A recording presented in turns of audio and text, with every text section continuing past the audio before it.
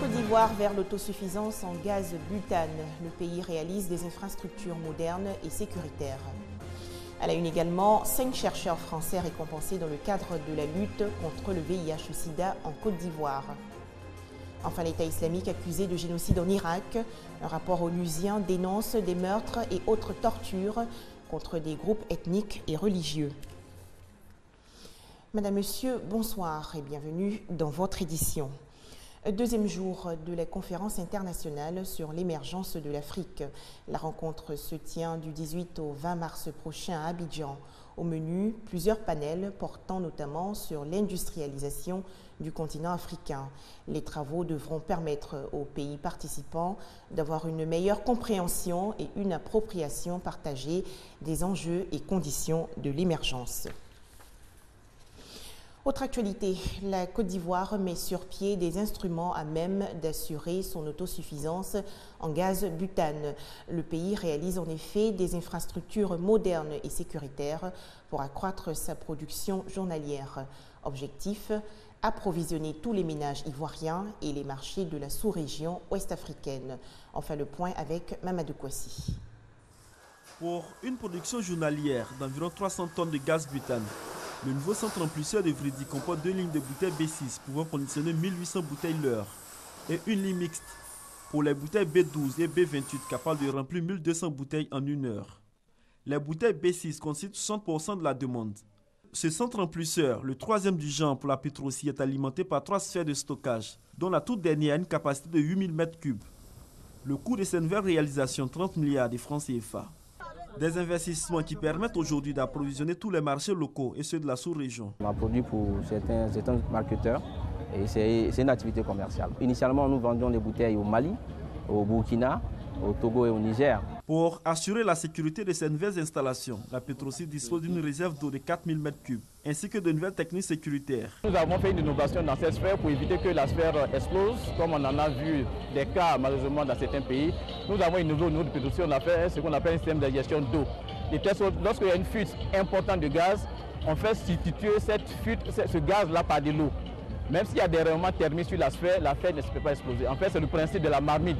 Tant qu'il y a de l'eau dans une marmite, la marmite ne peut pas se déformer. Non, c'est le même système. Avec ces installations, la Côte d'Ivoire est en passe d'assurer l'autosuffisance en produits gaziers et surtout de réduire le coût du gaz butane. Dans quelques mois, en vue de rapprocher le gaz butane des ménages, tous les chefs-lieux de district seront équipés en mini-centres remplisseurs.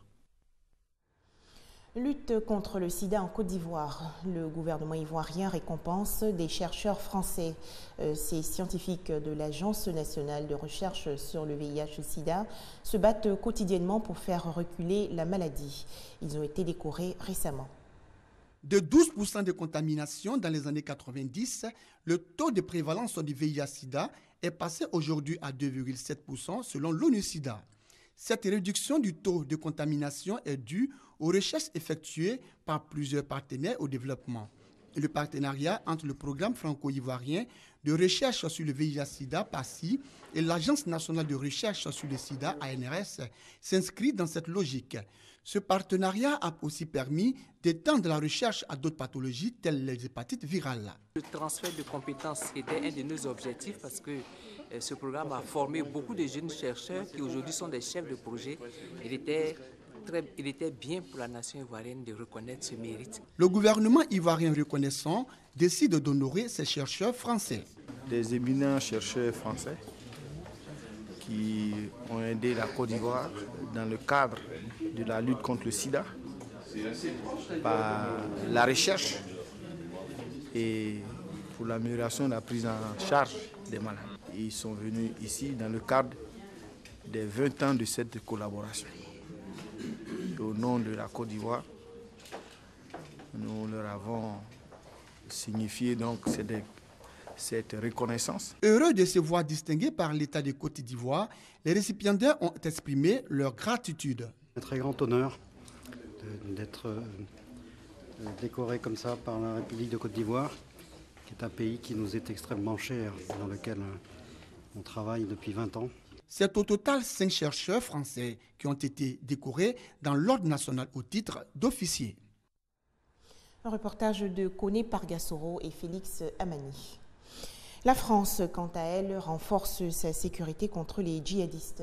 Le Premier ministre Manuel Valls a présenté et défendu aujourd'hui en Conseil des ministres son projet de loi sur le renseignement.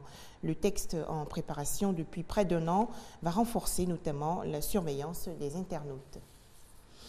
Retour en Côte d'Ivoire, plus précisément dans la commune de Cocody, où le tout nouveau siège du Comité national des Jeux de la francophonie a été inauguré aujourd'hui.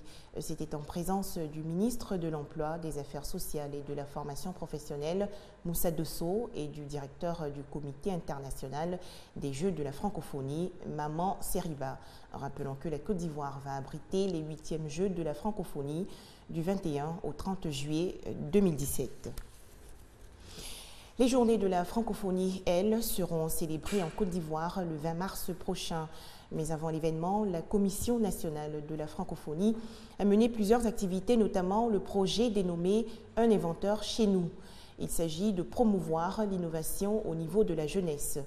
3 jeunes créateurs ont ainsi présenté leur création. C'était au lycée municipal d'Abobo. Manuel, créateur du chocolat à la noix de cajou. Silué, concepteur d'un microprocesseur. Et Bamba Biti avec son remède contre le diabète. Après une participation au récent sommet de la francophonie à Dakar, ces inventeurs exposent le fruit de leur recherche au lycée municipal d'Abobo. Le chocolat noisette a bercé notre enfance. Nous, avec un autre chocolat aux noix de cajou, je pense que ça peut bercer l'enfance aussi des Occidentaux. Bon, là, j'ai réalisé juste un petit dispositif. C'est juste une partie du microprocesseur. C'est juste la partie d'addition. J'ai inventé ce médicament pour soigner le diabète. De l'imagination et de la volonté, des talents valorisés par la Commission nationale de la francophonie avec le projet Un inventeur chez nous. La francophonie a décidé que les jeunes et les femmes soient vraiment les vecteurs de paix et les acteurs de développement. Donc nous accompagnons toute cette jeunesse et il faut inculquer l'esprit d'entrepreneuriat déjà dès le plus jeune âge. Faire la promotion des inventeurs ivoiriens et aussi insuffler aux élèves le goût de la créativité. Des objectifs de cette activité. La journée nous a permis d'avoir, en tout cas en nous, une force de pouvoir continuer ce que nous faisons à part à l'école. J'ai été motivé par rapport à celui qui parlait du chocolat. En tout cas, c'était ma première fois même de voir qu'un inventeur ivoirien crée du chocolat dans mon pays. Occasion également trouvée pour l'installation du club de la francophonie du lycée municipal d'Abobo. D'institution à vocation culturelle, la francophonie veut faire face aujourd'hui aux enjeux de la mondialisation et du développement économique. Le thème retenu cette année en Côte d'Ivoire, la francophonie économique, ça commence ici. Des précisions de Guillaume Zéré et Konaté Moussa. Une journée pour sensibiliser au handicap. C'est l'initiative du groupement pour l'insertion des étudiants handicapés physiques de Côte d'Ivoire. Le JEPSI a rencontré les leaders des organisations estudiantines. Les échanges ont essentiellement porté sur les obstacles rencontrés par les étudiants souffrant de handicap physique. Difficulté d'accès aux salles de classe et autres bâtiments, manque d'infrastructures adaptées à la formation. Voici quelques problèmes rencontrés par les étudiants handicapés des universités de Côte d'Ivoire. Face à ces problèmes, le groupement pour l'insertion des étudiants handicapés physiques de Côte d'Ivoire, JEPSI, entame une sensibilisation des leaders des organisations estudiantines en vue de les amener à prendre en compte leurs préoccupations. Nous sommes frappés par des difficultés de mobilité. Nous sommes frappés par des difficultés d'accessibilité. Vous verrez chez nous, il y a les étudiants qui sont sourds. Mais quand on va dans les amphithéâtres, je vous fais un cas pratique. Quand on va dans les amphithéâtres, par exemple, il y a des étudiants sourds qui sont là.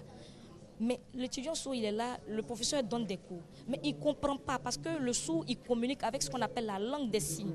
Donc vous imaginez un professeur d'université qui donne un cours magistral et puis l'étudiant sourd est là, il ne suit pas, il ne comprend pas. Je prends le cas des non-voyants. Il n'y a pas de traducteur en braille pour les non-voyants. Or, c'est le braille qu'ils utilisent. Conférences, débats et projections de films ont permis aux différents leaders d'associations estudiantines de s'imprégner des réalités des personnes handicapées. Ils se sont engagés à œuvrer pour la revalorisation de leurs conditions de travail. Pour qu'ils ne se sentent pas marginalisés, il faut d'abord les aider à s'insérer d'abord au sein d'eux-mêmes, leur propre structure. Et aujourd'hui, je pense que tous les leaders qui sont aujourd'hui présents à cette séance vont s'atteler à aider les autorités afin que ces étudiants-là aient une vie une vie de dignité dans nos universités, dans nos sociétés africaines. Au nombre des préoccupations des organisations et groupements des personnes handicapées de Côte d'Ivoire, la ratification par l'État de la Convention des Nations Unies relative aux droits des personnes handicapées. C'était un reportage de Akré Ingénor et Herman Niamia. Autre destination, la commune de Yopougon. 60 chauffeurs ont reçu aujourd'hui leur diplôme de formation. C'est une initiative du collectif des syndicats des transporteurs et conducteurs de la municipalité. Objectif, professionnaliser la corporation. Le transport en Côte d'Ivoire, un secteur prospère qui cependant a besoin d'être organisé. Le collectif des transporteurs et conducteurs de Yopougon, Kosensi, conscient des insuffisances dans le secteur, a organisé avec l'Office de sécurité routière OSER une formation de 2 jours à l'intention des chauffeurs. Objectif, les familiariser avec la sécurité routière, le civisme au volant, la discipline et les risques d'accident. Vous voyez qu'on a pris cette initiative, c'est parce qu'on a remarqué beaucoup de mots qui minent notre secteur d'activité, à savoir la mauvaise conduite et l'utilisation de certains stupéfiants qui nous conduisent à des comportements inadéquats par rapport à notre métier. Donc nous avons décidé de former les chauffeurs, les sensibiliser. 60 conducteurs ont bénéficié du soutien financier du collectif des transporteurs et conducteurs de Yopougon pour leur formation. Heureux de recevoir leur diplôme, ils promettent appliquer sur le terrain la formation reçue. Ça me va vraiment droit au cœur et je me vois désormais chauffeur professionnel. C'est ce que nous recherchons. On disait toujours que les chauffeurs de taxi et Gbaka étaient dans l'informel. Aujourd'hui, nous voyons que les choses sont en train d'aller d'émergence en émergence. La formation m'a servi d'être très discipliné et d'être tolérant. 6 millions de francs CFA, c'est la somme déboursée par le collectif pour cette première phase de formation. D'autres phases sont prévues dans les prochains jours. Des détails avec Kone Pargasoro et Félix Amani. Des mesures drastiques en Sierra Leone contre le virus Ebola. Les autorités sierra-léonaises annoncent aujourd'hui un confinement de 3 jours de quelques 2,5 millions d'habitants de la région de la capitale Freetown et du nord du pays. La Sierra Leone compte déjà 12 000 cas identifiés de l'épidémie d'Ebola. En Tunisie, plusieurs pistes dans l'attentat contre le musée du Bardo à Tunis. 9 personnes suspectées d'avoir été en relation avec les 2 assaillants ont été interpellées. L'attaque qui a fait hier 23 morts et une quarantaine de blessés a été revendiquée par l'État islamique. C'est une Tunisie sonnée au lendemain de l'attaque terroriste qui fait son bilan officiel. De la bouche de Saïd Haïdi, le ministre de la Santé, l'attaque a fait au moins 21 morts. Sur les 21 décès de l'hôpital Charles-Nicolle, il y a 18 étrangers et 3 Tunisiens. 10 ont été identifiés et 8 non encore identifiés. Une bonne partie étaient des touristes en croisière descendus de leur paquebot en escale pour découvrir la capitale tunisienne et le musée Bardo, le plus prestigieux du pays. Le groupe djihadiste Daesh, qui sévit en Syrie, en Irak et en Libye, a revendiqué l'attentat dans un enregistrement audio. Je veux que le peuple tunisien comprenne que nous sommes en guerre contre le terrorisme et que cette minorité de sauvages ne nous fait pas peur. Nous les combattrons sans merci, jusqu'à notre dernier souffle. C'est la première fois depuis la révolution de janvier 2011 que des civils sont visés, alors que le pays s'est imposé comme un modèle de stabilité et d'ouverture dans le monde arabe. L'essentiel des États du printemps arabe ayant basculé dans le chaos et la répression. Des explications de Thomas Guessambi. L'État islamique qui fait beaucoup parler de lui, en témoigne ce rapport accablant des Nations Unies. Le document fait état de meurtres, tortures, viols et autres enrôlements d'enfants en Irak. Des exactions commises par l'État islamique contre de nombreux groupes ethniques et religieux depuis juin dernier. Pour l'ONU, les combattants du groupe État islamique ont commis ce qui s'apparente à un génocide contre la minorité irakienne yézidi. C'est ce que révèle un des rapports de l'organisation publié ce jeudi à Genève. Sur les attaques contre les yézidis particulièrement, nous avons trouvé qu'il y avait une façon précise de les tuer. en causant une détresse physique et mentale intense et en forçant aussi le déplacement des enfants. Nous avons découvert que les hommes et les garçons de plus de 14 ans étaient systématiquement séparés des femmes. Ils étaient emmenés dans des endroits où ils étaient sommairement exécutés. Meurtre, torture, viol, conversion forcée, l'esclavage sexuel et l'enrôlement des enfants constituent la longue liste d'atrocités perpétrées par l'État islamique et pour laquelle l'ONU demande de saisir la CPI. Le rapport demandé par le Conseil des droits de l'homme accuse l'État islamique de crimes de guerre et de crimes contre l'humanité commis depuis juin dernier. Le schéma manifeste des attaques contre les yézidis démontre l'intention de l'État islamique en Irak et au Levant, ancien nom de l'État islamique, de détruire les yézidis en tant que groupe. L'ONU exhorte Bagdad à devenir partie au statut de Rome de la Cour pénale internationale. Nous retrouvions Thomas Guessambi. Voilà, merci à vous tous de nous avoir suivis. Je vous souhaite une excellente soirée sur RTI2.